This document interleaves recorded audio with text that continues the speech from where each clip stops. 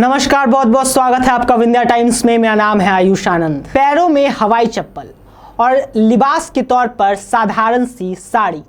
जब बात ममता बनर्जी की होती है तो उनकी ये ट्रेडमार्क पहचान हर किसी के दिलो दिमाग पर छा जाती है।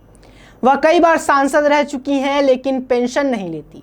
टीएमसी सुप्रीमो ममता बनर्जी बतौर सीएम अपनी तनख्वाह भी नहीं लेती। उनका गुजारा किताबों, गानों की रॉयल्टी और पेंटिंग से मिलने वाले पैसों से चलता है, यानी सादगी ही उनकी पहचान है।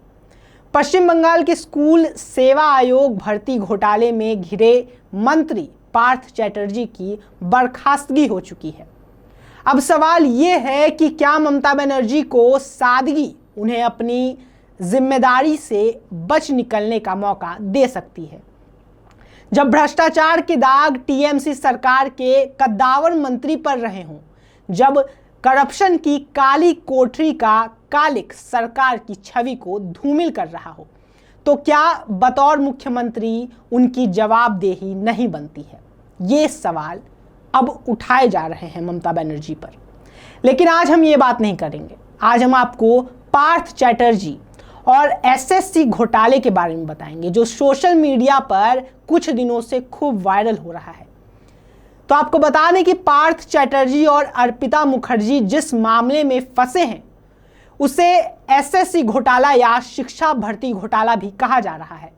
2016 में पश्चिम बंगाल सरकार ने स्कूल सेवा आयोग को सरकार द्वारा संचालित और सहायता प्राप्त स्कूलों के लिए 13,000 ग्रुप डी कर्मचारियों की भर्ती की अधिसूचना जारी की।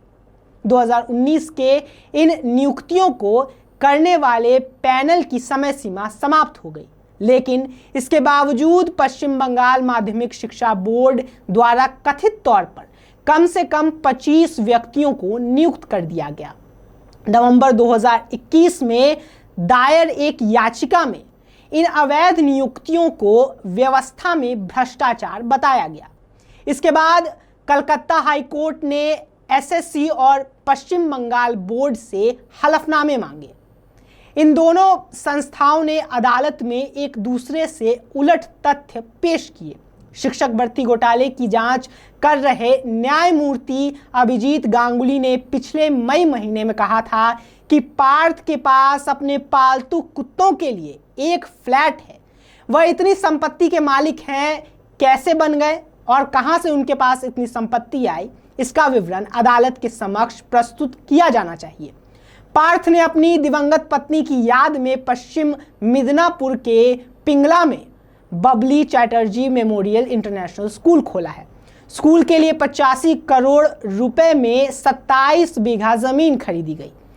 इससे बनाने में कितनी लागत आई और यह कहां से आया, यह भी एक अलग सवाल है। ईडी ने इस मामले में मई में जांच शुरू कर दी। 22 जुलाई को इस एजेंसी ने पार्थ चैटर्जी के ठिकानों समेत 14 जगहों पर छापेमारी की। पार्थ चैटर्जी के ठिकानों पर छापेमारी के दौरान ईडी को अर्पिता मुखर्जी की प्रॉपर्टी के दस्तावेज मिले थे।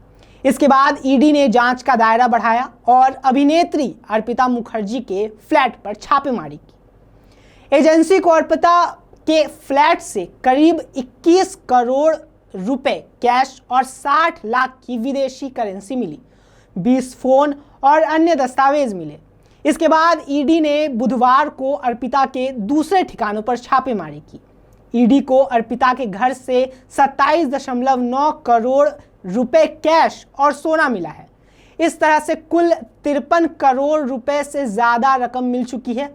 अर्पिता से पहले आपको बता दें कि यूपी के कन्नौज में उनके कारोबारी मित्र पीयूष जैन के घर पर भी ईडी ने छापेमारी की थी। इसमें ईडी ने 170 करोड़ से ज्यादा नकदी बरामद की थी। इसके अलावा विदेशी मार्क की 32 सोने की छड़ भी बरामद की थी। 24 कैरेट गोल्ड से बनी 23 किलोग्राम वजनी इन छड़ों की कीमत 196.57 करोड़ रुपए बताई जा रही है। अब देखना होगा कि यह मामला किस रुख जाता है। ममता बनर्जी ने इन्हें बर्खास्त तो कर दिया है। अब कलकत्ता की राजनीति जो है वो गर्मा गई है और केंद्र सरकार ने भी अब इसमें एंट्री ले ली है और सारे मिलकर अब ममता बनर्जी की ओर निशाना साध रहे हैं। देखना होगा कि पार्थ चैटर्जी का अब क्या होता है। वहीं हाल ही में सोशल मीडिया में आज एक वीडियो भी वायरल हो रहा है जिसमें अर्पिता चैटर्जी रो रही हैं, पुलिस वैन में वो हैं और जोर जोर से चीख चीख कर रो रही हैं। देखना होगा ये मामला कहां तक जाता है, इसका नतीजा क्या निकलता है। बहुत बहुत धन्यवाद।